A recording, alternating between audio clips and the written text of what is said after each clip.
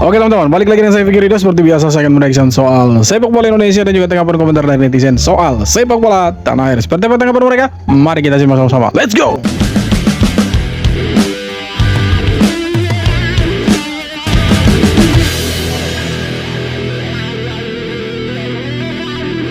Persatuan Bola Sepak Malaysia FAM telah menghentikan program naturalisasi pemain di peringkat kebangsaan buat sementara waktu. Walau bagaimana sekalipun, kelab bola sepak yang bernaung di bawah Malaysia Football League MFL masih boleh meneruskan program ini mengikut langkah dan prosedur yang telah ditetapkan Berarti mereka tidak ada pemain naturalisasi dari luar gitu. Yang ada hanya di dalam. oleh pihak kerajaan. Yang bermain di Malaysia maksudnya. Pemain naturalisasi mewujudkan persekitaran yang kompetitif dengan memberikan persaingan kepada pemain-pemain tempatan untuk disenaraikan dalam kesebelasan utama pasukan kebangsaan kita. Di samping itu, kehadiran pemain dalam kategori ini juga turut membantu meningkatkan mutu permainan bola sepak Malaysia. Paling dorang punya DPR pikir-pikir kalau naturalisasi pun ya belum tentu berdampak positif karena selama ini diklaim-klaim tapi rupanya pemain yang diklaim itu tidak punya garis keturunan Malaysia ya, daripada ya sekedar klaim dan asal-asalan mending ya naturalisasi pemain-pemain yang ada di Malaysia saja yang sudah punya jangka waktu bermain di Malaysia itu cukup lama 5 tahun. Jadi ya mereka naturalisasi pemain-pemain yang ada di klub-klub Malaysia aja lah. Beda dengan kita itu punya pemain keturunan yang bermain di luar. Memang benar-benar mereka punya garis keturunan Indonesia. Jadi ketika ditawari sama PSSI untuk ya naturalisasi, mereka ya terima, mau join dengan Indonesia. Itulah perbedaannya kita dengan jiran terumpun kita ini yang di sebelah sana itu. Josh Brownhill, tadi itu Jordi siapa? Jordi terus. Ferdi Druif, Josh Brownhill, siapa lagi? Ini pemainnya Go Ahead Eagles. Wih, ada pemainnya ini siapa? Newcastle kan? Wih, keren. Wih, jangan langsung di ulti begitu kah? Ada Ole Romeni, ada Kevin Dix. Kevin Dix ini grade A lah ya.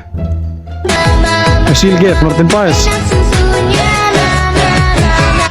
Stop. Nanti mereka tambah panas itu. Nanti mereka cari juga pemain keturunan, tapi yang dapatnya grade B dan grade C. Apa nih? Media yang memberitakan timnas Indonesia dulu apa nih? B ini? Kemudian ada ASEAN. Kemudian ada CNN. Yang tiga ini saya tidak tahu apa. Sekarang ada 433 ya toh, FIFA, Marca, ESPN, AFC, Fox Sport, Eurosport, The Times, dengan apa nih? Wah, gila, ini media-media dari luar semua nih. Kalau dulu kan media-media yang ada di seputaran Asia Tenggara nih. Kalau sekarang ini internasional, main 433, FIFA, ESPN, Marca, ini kayaknya dari Spanyol, dari Inggris ya kan. Dari Amerika. Ngeri juga sekarang kita. Efeknya kita ada di peringkat 3 di grup C, makanya seperti ini. Gara-gara kita ada di peringkat 3 nih. Karena kalau kita dorong beritakan Indonesia, jadi mereka punya ya engagement itu dapat lah. Ya itu kerennya kita Indonesia nih. Karena kita punya netizen, sekali-kali ada pemberitaan dari luar, habis itu pasti rame itu. Iya kan? Pasti rame, tidak mungkin tidak. Dan abang excited dengan nama-nama player-player baru yang nak dibawa masuk. Oh ya, excited dengan pemain warisan yang akan masuk. Pemain warisan akan masuk, kena tipu lah kalian. Dengan adanya player warisan dengan player tempatan, kita akan sama-sama naikkan nama Malaysia. Saya bermain padu-padu sampai Malaysia Power menang World Cup. Menang World Cup kapan ya, semoga lah 2045 2050. Terlalu lama tuh. Minta maaf cakap lah, Indonesia memang tak boleh lawan tu. Ini mereka punya pandit-pandit yang bilang mereka punya pandit yang bilang, ini bukan sekedar netizen biasa, ini panditnya mereka yang bilang. Malaysia jadi tuan rumah, lepas tu tengok Indo, tengok Filipin. Aku rasa still Malaysia best lagi lah dari segi kualiti event tu sendiri. Tapi kalau dari segi fans, memang minta maaf cakap Indonesia memang tak boleh lawan tu. Wow, pemainnya, fansnya Indonesia tak boleh lawan lah. Tak boleh lawan. Seperti diketahui, Vietnam dan Malaysia tergabung di grup F putaran ketiga kualifikasi Piala Asia 2027. Ini menarik ini nih. Siapa yang akan menang nanti nih? Kalau Malaysia Nepal ya dalam tangan 3 poin lah untuk Malaysia. Pasti Malaysia bisa kasih kalah Nepal. Karena 2 pertemuan sebelumnya Malaysia selalu menang. Kalau lawan Vietnam ini yang keren nih. Karena Vietnam baru selesai juara AFF ini. Apakah Nguyen Xuan Son bisa mengalahkan Arif Aiman dan juga Malaysian All Star? Atau justru ya Nguyen yang kena pantai dari Malaysia? Tapi ya mereka mau bantai-bantai terserah mereka lah. Yang penting jangan ketemu Indonesia. Presiden Federasi Sepak Bola Vietnam mengomentari Malaysia yang berencana akan memanggil para pemain keturunan untuk dinaturalisasi. Menurutnya, rencana itu cukup beresiko untuk Malaysia karena mereka tidak seperti Indonesia yang punya pemain keturunan melimpah. Malaysia juga tidak punya pemain keturunan dengan level kualitas sepak bola tinggi. Waduh. Malaysia juga tidak punya presiden federasi seperti Erick Thohir yang memiliki jaringan internasional luas. Karena itu, rencana naturalisasi pemain keturunan yang dilakukan Malaysia justru dianggap seperti perjudian. Ya, kita bersyukur kita punya ketua federasi, Pak Erick Thohir punya koneksi yang luas di Eropa ya. Maklum, mantan presiden Inter Milan, bos. Mantan presiden DC United, ya kan, sekarang ada di Oxford. Wah, gila. Kita bersyukur nih. Orang yang punya ya bakat di bola walaupun ya terlibat politik juga, tapi ya punya klub bola, saya pikir ya dia praktisi sepak bola lah. Pengusaha yang punya klub bola ya pasti mengerti lah soal sepak bola dan track recordnya kan kita sudah tahu di Eropa seperti apa. Jadi tidak heran kalau pemain-pemain yang bermain di Eropa mereka mau gabung dengan kita karena memang presidennya saja berkelas. Tidak sama yang di sana lah. Beda lah yang tetangganya kita di sebelah ini. Tidak sama lah. Beda lah dengan tetangganya kita ya toh. Beda jelas, beda jauh. Perbandingan statistik Timnas Indonesia dengan Australia. Pertama, market value. Timnas Indonesia unggul dibanding Australia. Indonesia memiliki harga lebih unggul, yaitu 634 miliar. Sementara Australia 421. Oh, ngeri ini efek bergabungnya 3 pemain baru kayaknya. Emil Odero, JP Lupesi, Dean James, Ole Romeni. Makanya kita punya market value ini lebih bagus daripada si Australia nih, karena kalau kita lihat salah satu kiper termahal di Asia itu Emil Odero ada di urutan kedua, itu yang urutan 1 kan si Zion Suzuki kipernya Jepang itu. Liar sesuai pemain yang dipanggil kemarin. Selanjutnya pemain abroad. Timnas Indonesia ada 21, sedangkan Australia hanya 16. Ketiga, rata-rata usia. Timnas Indonesia 25 tahun, sedangkan Australia 28 tahun. Terakhir ranking FIFA Timnas Indonesia 127, Australia rank 26 unggul jauh dari Indonesia. Apakah dengan statistik ini Indonesia bisa mengalahkan Australia pada 20 Maret nanti? Bisa, untuk kasih kalah bisa. Rank FIFA itu tidak menjamin bahwa dia lebih bagus bermainnya daripada Indonesia. Mau bukti? Ayo kita omong bukti. Waktu kita lawan Arab Saudi, semua orang sudah khawatir kan. Bisa tidak nih Indonesia kasih kalah Arab Saudi walaupun bermain di kandang sendiri. Secara peringkat, secara kualitas pemain dan lain sebagainya, semua orang waktu itu ya mengunggulkan Arab Saudi lah untuk kasih kalah Indonesia di GBK. Tapi apa yang terjadi?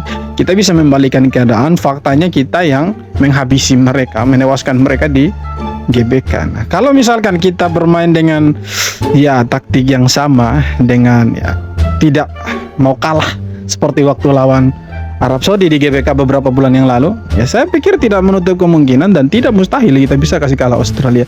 Toh kalau kita belajar juga dari pengalaman sebelumnya, Australia main di Indonesia kan kita imbang 0-0. Kemudian lawan China pun itu mereka mati-matian loh untuk menang lawan Cina itu. Kemudian dengan Bahrain pun mereka tuh hampir kalah juga Australia itu, walaupun mereka sudah ganti pelatih waktu itu dengan pelatih yang sekarang.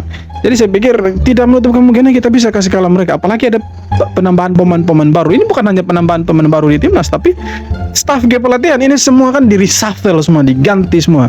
Rata-rata dari Belanda semua nih, ini sudah bergabung semua dari staf kepelatihan, mulai dari pelatih, asistennya, fisioterapisnya, ya kan, tim developmentnya itu semua sudah bergabung. Jadi saya pikir dari tim ke pelatihan sampai ke pemain ini semua sudah baru. Jadi ya harusnya kita bisa kasih kalah mereka. Karena kalau kita lihat dari market value pun kita unggul dari Australia. Ini cukup jauh gapnya kalau kita lihat di market value ini. Kita hampir setengah, bukan hampir setengah, tapi hampir 1 triliun kita punya market value semua pemain ini. Jadi harusnya kita bisa kasih kalah mereka walaupun mereka main di kandang ya. Tapi kalau kita lihat Australia pun tidak bagus-bagus amat, walaupun sekali lagi secara peringkat mereka itu ada di urutan 29 kalau saya tidak salah, ada di urutan 29. Tapi ya tidak menutup kemungkinan kita bisa hajar mereka habis-habisan nanti di Australia, di Sydney itu. Yakin sih bisa.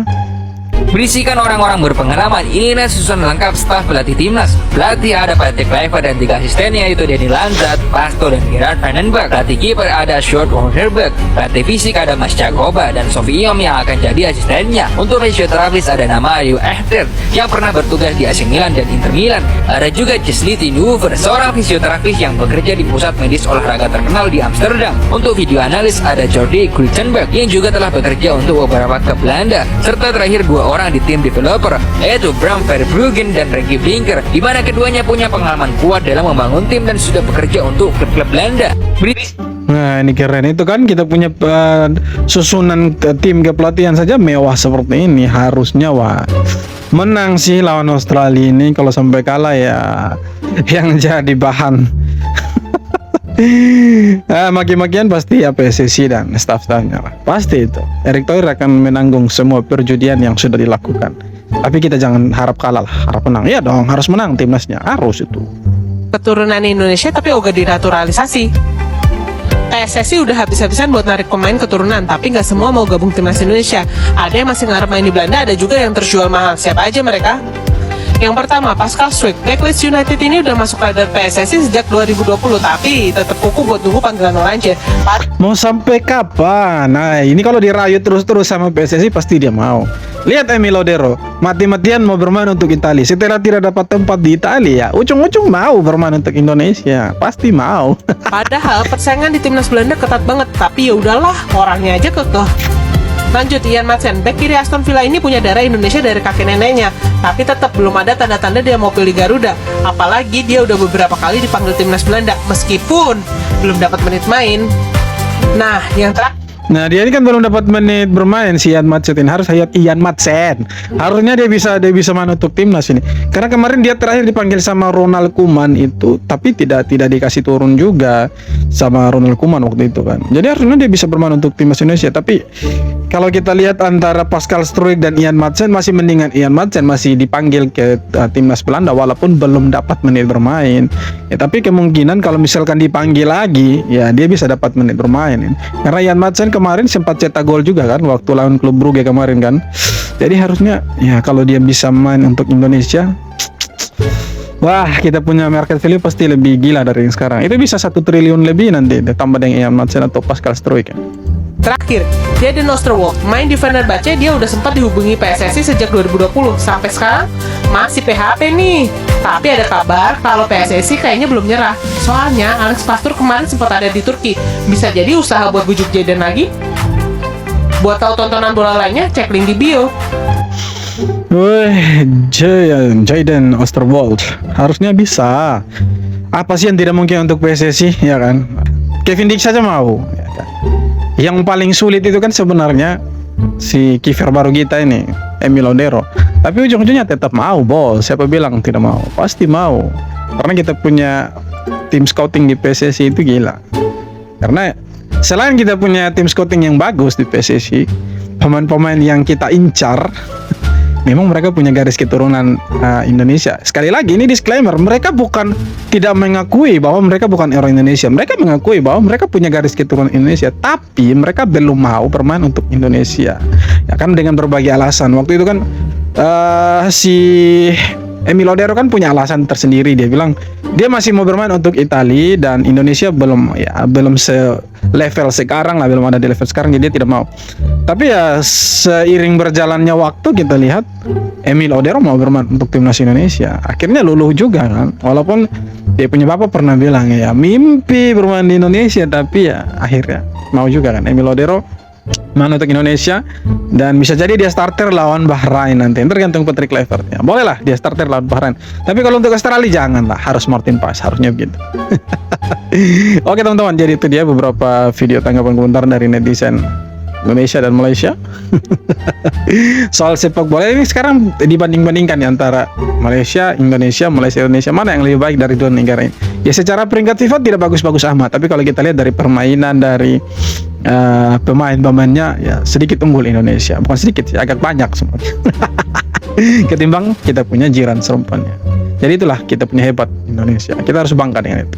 Oke teman-teman, sekian video kali ini, terima kasih banyak sudah nonton dan kita jumpa lagi di video-video berikutnya. Hormat.